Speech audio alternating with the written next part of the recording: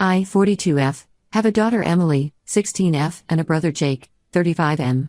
I need to provide some background to explain how things got to this point. Jake is my half-brother from my dad's second marriage to Linda, 58F. There's a 7-year age gap between us, and our relationship was always complicated. When Dad married Linda, I was 14 and struggling with accepting a new family. Jake was 7 at the time, and despite my initial resistance, he always tried to be close to me. He would follow me around and want to be included in everything I did. Our dad worked in construction and was away on projects most of the time, so Linda primarily raised Jake while I lived with my mom. I visited on weekends, but I was a typical teenager focused on my own life and friends. I wasn't mean to Jake, but I wasn't the big sister he wanted either. Dad tried his best to balance time between both families, but it was challenging. Everything changed when Dad had an accident at a construction site when Jake was 15 and I was 22. I was in my final year of college, dealing with exams and trying to figure out my future. Looking back, I regret not being there more for Jake during that time. Linda was devastated and struggled to cope with Dad's death. 6 months after the funeral, she decided to move across the country to be closer to her family, taking Jake with her. I got married young at 25 to David, whom I met in college. We had Emily a year later and life was good for a while. Jake and I stayed in touch through occasional calls and family updates on Facebook. He seemed to be doing well, excelling in school and later in his career in IT. David and I even flew out to attend Jake's college graduation. Then tragedy struck again. David was killed in a car accident when Emily was just 2. The next few years were a blur of grief, therapy sessions, and learning to be a single mom. Jake came to the funeral and stayed for a week to help, which meant a lot to me. After that, our contact became sporadic again, mainly holiday calls and social media likes. Emily grew up to be a sweet, creative girl, but she struggled with severe social anxiety since middle school. It started after an incident where she had a panic attack during a school presentation and some kids mocked her. The anxiety got worse over the years, despite our efforts with counseling and support groups. She can handle small gatherings of people she knows well, but large social events trigger panic attacks that leave her physically ill. Last year, Jake met Becca, 32F, at a tech conference. Their relationship moved quickly, and they got engaged after 8 months. I met Becca once at our cousin's wedding, and while she seemed nice enough, something felt off about how she kept pushing Emily to come out of her shell during the reception, even after I explained about her anxiety. The real problem started when they began planning their wedding. Becca wanted a huge traditional wedding with 8 bridesmaids and 3 junior bridesmaids. She decided Emily should be one of the junior bridesmaids, along with her nieces. Without even asking us first, she announced it on Facebook, tagging Emily in a post about my lovely future niece joining my bridal party. I immediately called Jake to explain why this wouldn't work. I detailed Emily's condition, explaining that being in front of hundreds of people would trigger severe anxiety. At first, he seemed understanding, but then Becca got involved in the conversation. She dismissed Emily's anxiety as just normal teenage shyness and insisted that being in the wedding would help her overcome her issues. Over the next few weeks, they launched a campaign to pressure us. Becca's bridesmaids started sending Emily messages about letting down the bride and ruining the wedding aesthetic. Jake called almost daily, alternating between guilt-tripping me about not supporting his happiness and accusing me of exaggerating Emily's condition for attention. Becca took it further by posting passive-aggressive comments on social media about how some people use their children as excuses to avoid family obligations. She even had her mother and sisters call me to lecture me about denying Emily such an important family bonding experience. Jake backed her up, saying I was using Emily's anxiety as an excuse because I was jealous of his happiness and had always tried to make everything about me. The situation reached its breaking point when they showed up unannounced at our house on a Sunday morning. Becca had brought a bridesmaid dress for Emily to try on, completely ignoring everything we had said. Emily was still in her pajamas, eating breakfast when they barged in. Becca thrust the dress at her, saying, "Time to try on your dress, sweetie. No more excuses." Emily had a severe panic attack. She ran to her room crying and hyperventilating. Instead of showing concern, Becca got angry and accused Emily of being manipulative. She said I had raised her to be weak and that she would never survive in the real world with me coddling her. Jake stood there silently while his fiancée berated his niece. I lost it at that point and told them both to get out. Jake finally spoke up, but only to attack me. He brought up how I wasn't there enough after our dad died, how I had always been cold and unsupportive, and how I was probably happy when my husband died so I could play the victim card forever. Becca joined in, suggesting that I was using Emily's supposed condition to keep her dependent on me, just like I had used Dad's death for attention. That was the absolute last straw. I physically pushed them toward the door and told them to never contact us again. I blocked them both on everything: phone, email, social media. Jake's mom started calling incessantly, saying I was tearing the family apart over a simple wedding request. Our cousins took their side, calling me overprotective and saying Emily needs to learn to face her fears. Jake and Becca are now telling everyone that I'm a controlling sister who never wanted Jake to be happy. They're threatening to tell Emily the truth about what a terrible aunt and sister I've been if I don't agree to their demands. I've saved screenshots of all their messages and comments in case I need to take legal action. Emily is devastated by how her uncle and future aunt have treated her, but she's also relieved that we're standing firm against their demands. I know I'm doing the right thing by protecting my daughter, but the constant family pressure is exhausting. Am I wrong for completely cutting them off over this? Update 1. Thank you everyone for the supportive comments on my original post. A lot has happened in the past 2 weeks, and I need to share some troubling developments and revelations.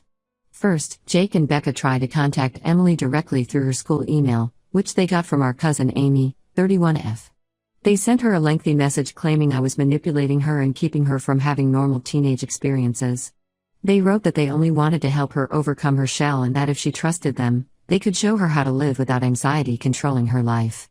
They even suggested she could stay with them for a few weeks during summer to experience life without constant maternal interference. Emily showed me the email as soon as she got it. She was upset but also furious at their attempt to manipulate her.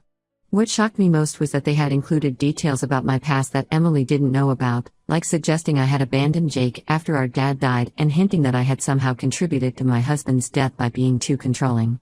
Emily was smart enough to see through their tactics and decided to respond herself. Her response was clear and firm. She explained how their surprise visit with the dress had triggered one of her worst panic attacks in months, leaving her unable to attend school for 2 days. She told them how betrayed she felt that her uncle would allow his fiancée to dismiss her mental health struggles so casually. She ended by requesting they stop trying to contact her through any means. Their response was instant and hostile. Becca replied calling Emily ungrateful and disrespectful, saying she was just like her mother. Jake sent a separate email saying he was disappointed in how Emily had chosen to continue living in fear. They even threatened to show up at her school to talk sense into her. But here's where things took an unexpected turn.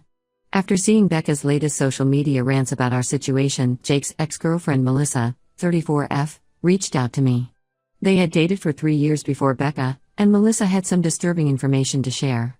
According to Melissa, Becca had exhibited similar controlling behavior with her younger sister Rachel during the relationship. Rachel, who was then 16 and shy, became Becca's project. Becca would constantly force Rachel into uncomfortable social situations under the guise of helping her become more outgoing. She would organize surprise parties, sign Rachel up for public speaking events without permission, and belittle her when she showed any resistance. The situation culminated at a large charity gala Becca had pressured Rachel to attend. Rachel had a severe anxiety attack in front of hundreds of people, and instead of helping, Becca accused her of ruining the evening and embarrassing everyone. The incident was so traumatic that Rachel had to switch schools and start therapy. This controlling behavior was one of the main reasons Melissa ended her relationship with Jake. Melissa also revealed something more concerning. During their relationship, Jake had been understanding and supportive of people's boundaries. But after meeting Becca, he changed dramatically. He became dismissive of others' feelings and started adopting Becca's belief that mental health issues were just excuses for weakness. Melissa said she barely recognized him anymore. I shared this information with our Aunt Linda, 55F, who had been one of the most vocal critics of my decision to keep Emily away from the wedding. Linda was shocked and admitted that she had noticed similar patterns in Becca's behavior at family gatherings. She recalled how Becca had made disparaging comments about her own daughter's shyness at Christmas dinner, suggesting she needed to be fixed. The family dynamic shifted significantly after these revelations. Several relatives who had initially sided with Jake and Becca have since apologized to us. Even cousin Amy, who had given them Emily's email, came over personally to apologize and admit she should have asked us first. However, Jake's mom Linda is still defending them. She insists that Becca's tough love approach comes from a good place and that we're all being too sensitive. She's been calling other family members, trying to maintain support for Jake and Becca's side of the story. Through all of this, Emily has shown remarkable strength. Her counselor has been supportive of our decision to maintain firm boundaries and has praised Emily for standing up for herself in her email response. Emily told me she feels more confident now that she sees other people acknowledging her right to set boundaries about her own mental health. Becca has escalated her social media campaign, posting cryptic messages about the truth coming out soon and toxic family members who hide behind mental health excuses. Jake sent me a lengthy email dismissing Melissa's account as lies from a bitter ex and threatening to expose me at the wedding for turning his niece against him. After careful consideration, I've decided we won't attend the wedding at all, even as guests. Several other family members, including Aunt Linda and her family, have also declined their invitations. Jake and Becca are now complaining that we're ruining their perfect day and turning family against them. Emily suggested we take a mother-daughter trip during the wedding weekend, and I agreed. We're planning to visit a quiet beach town where she can practice her photography without pressure. I'm incredibly proud of how maturely she's handled this situation and how she's learning to advocate for herself. For now, we're focusing on maintaining our boundaries and supporting each other. The situation has actually brought us closer together, and Emily says she feels more secure knowing I'll stand up for her no matter what. We'll see what happens next, but for now, we're at peace with our decision to keep our distance from Jake and Becca's toxic behavior. Update 2: the wedding happened last month, and while Emily and I were enjoying our peaceful beach trip, things apparently exploded back home. What I'm about to share came from several family members who attended the wedding, and it's worse than I imagined. Jake and Becca had prepared a revenge slideshow they planned to show at the reception. My cousin Tracy sent me clips of it. They had collected old social media posts, photos, and text messages spanning over 15 years, all edited to paint me as an attention-seeking, manipulative sister who had been sabotaging Jake's relationships since we were young. They even included photos from David's funeral, suggesting I was performing grief for sympathy. But the real shock came from Jake's mom, Linda. She finally broke down and revealed the truth behind their obsession with getting me to attend the wedding. Apparently, Becca had been pressuring Jake for months to get me to sign over my share of Dad's lake house property to them as a wedding gift. The property has been jointly owned by Jake and me since Dad's death, but I've been the one maintaining it and paying the taxes for years. Becca had already made plans to sell the property to help pay for their extravagant wedding and put a down payment on a house in an upscale neighborhood. When their bridesmaid scheme failed to get me to the wedding, they decided to try damaging my reputation instead, hoping the family pressure would force me to give in. Linda admitted she'd known about their plans but stayed quiet because Becca had threatened to cut her off from seeing any future grandchildren. She also revealed that Becca had been going through old family photos at Linda's house, taking pictures of personal documents and letters from when we were kids, looking for anything she could use against me. The wedding itself turned into a complete disaster. Right before the ceremony, Becca's sister Katie, who was the maid of honor, overheard Becca talking to her college friend. Becca was bragging about how once she was officially Emily's aunt, she would find a way to fix that kid whether I liked it or not. She even joked about sending Emily to some sort of boot camp for anxious teens. Katie, who had no idea about the previous drama, was horrified. She confronted Becca in the bridal suite, demanding an explanation. The argument got heated, with Becca finally admitting she never cared about Emily being a bridesmaid. It was all a ploy to pressure me about the lake house. She said Jake deserved the whole property because he lost his dad younger than I did. Jake defended her, saying I owed him because I got more time with Dad and that I was selfish for keeping half the property when they needed it more. This led to a huge argument in front of the wedding party. The ceremony still happened, but it was tense, and many guests left during the reception after word spread about what had really been going on. Now they're openly demanding I sell them my share of the lake house. They've sent emails claiming Jake deserved more of Dad's inheritance since he was younger when Dad died. They even suggested that because I was just a stepchild to Linda, Jake should have had full rights to any property from Dad's side of the family. I consulted our family lawyer, who confirmed they have no legal case. The property deed is clear, and Dad's will split everything equally between us. This seems to have made them even angrier. Becca's been telling people I forged documents to steal Jake's inheritance. Most of the family has now seen their true colors. Even Linda has apologized to Emily and me, bringing over old photo albums and crying about how she should have spoken up sooner. Katie reached out too, sharing more stories about Becca's troubling behavior over the years. Apparently, Becca has a history of targeting vulnerable family members and trying to gain control over property and assets. The silver lining in all this is that Emily feels validated. Seeing Becca's true motives helped her understand that none of this was ever about her anxiety, she was just being used as a pawn in their scheme. She's actually the one who suggested we organize all the evidence and documentation in case they try to escalate things further. I've decided to maintain full no contact with both of them. Several family members have done the same, not wanting to deal with their manipulation and lies. I still can't believe they were willing to exploit Emily's mental health struggles just to try to get their hands on a piece of property. Update 3: I didn't plan on updating again, but recent events need to be shared. Jake and Becca did try to take legal action over the lake house, hiring a lawyer who specialized in contesting inheritances. Their plan backfired spectacularly in a way none of us expected. During the legal proceedings, Evidence emerged that Becca had already promised to sell the property to her college friend Monica for $200,000 below market value. She had even accepted a $50,000 deposit, claiming she had full ownership rights. She had drawn up fake documents suggesting she and Jake had complete control of the property. Monica came forward when she learned about the legal battle, worried about losing her deposit. This revelation led to a massive fight between Jake and Becca. Jake had no idea about the deposit or the promised sale. It turned out Becca had been planning to use the money to start her own business, not for their house down payment as she'd told Jake. She had also taken out several credit cards in Jake's name during their short marriage, racking up massive debt with expensive purchases. Their marriage imploded spectacularly. They're getting an annulment just 4 months after the wedding. Jake tried reaching out to me with a long email apologizing for everything. He claimed Becca had manipulated him by playing on his childhood insecurities about our relationship. While I understand he's hurting, Emily and I aren't ready for any contact yet. The things he said about us and the way he allowed Becca to treat Emily can't be erased with one apology. The lake house situation is finally resolved.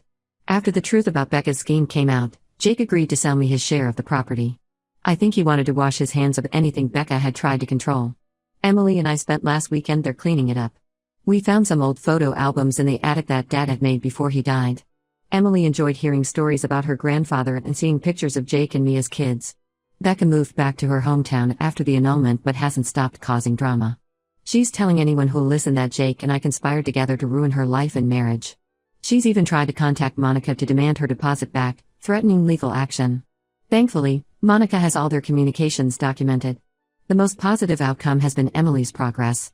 She says watching this situation unfold helped her realize that standing up for yourself doesn't make you a bad person, even when family is involved. She's joined a small photography club at school and is slowly getting more comfortable in social situations, but on her own terms without anyone pushing her.